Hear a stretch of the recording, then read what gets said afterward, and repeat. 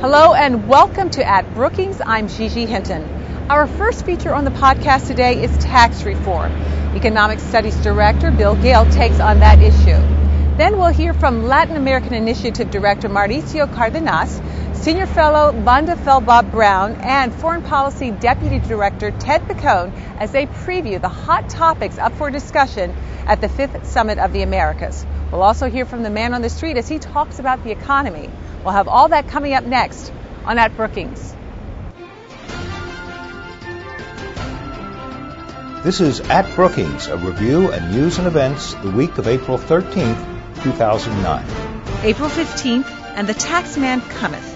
Economic Studies Director William Gale explained why tax reform is necessary and why President Obama has to lead that effort. Obama's tax panel has three challenges, all of them extraordinarily difficult. One of them is the standard set of issues that any tax reform panel has. The current system is too complicated, it's inefficient, it's inequitable. We need tax reform to fix the system. The second challenge they have is that they're working in an era of extremely high budget deficits, and not only now, but forecasted to be in the next several years. So they need to be very cognizant of the balance between tax revenues and government spending as they make their proposals. The third constraint that they face is one that Obama imposed on them, and that is that no one with income under $250,000 should face a tax increase.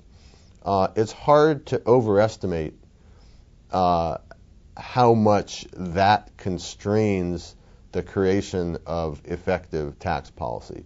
So because of the three big constraints that the panel faces, in particular the third one, I'm not very optimistic that they're going to be able to come out with meaningful reforms that could put a dent in the concerns that everyone has about the tax system.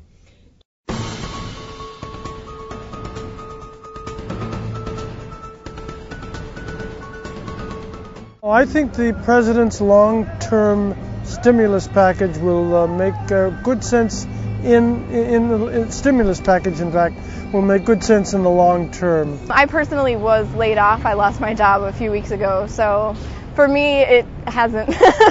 I'm not spending more freely these days, that's for sure. Yeah, I do think that things are getting better. I think that it's in the making and it's going to come eventually, but overall I think there are good signs out there. The banks are starting to make money again, which is always nice. It's a kind of very slow process. And that's what I think.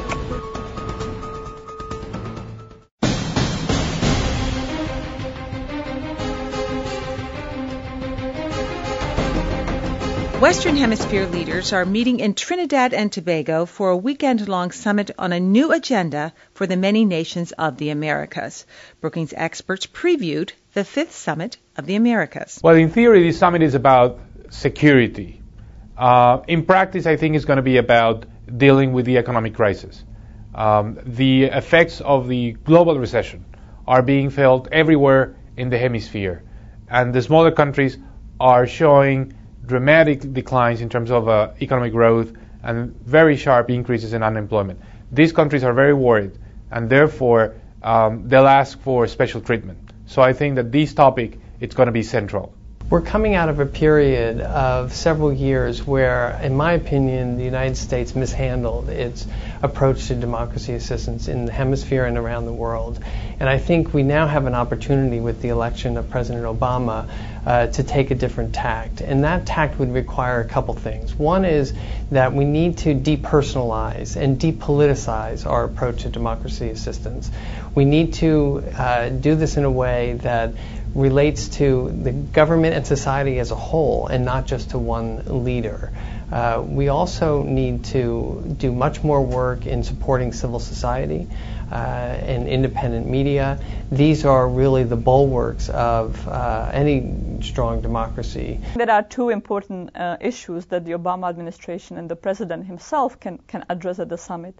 One is stressing the importance of Latin America to the U.S. and a robust engagement of the U.S. in a way that differs from the Bush administration, and that really embraces the aspirations of the people and recognizes the primary issues like poverty, like inequality, like the rise of crime, and really changing the way that the U.S. thinks and talks about the region. At Brookings is produced by the Brookings Institution.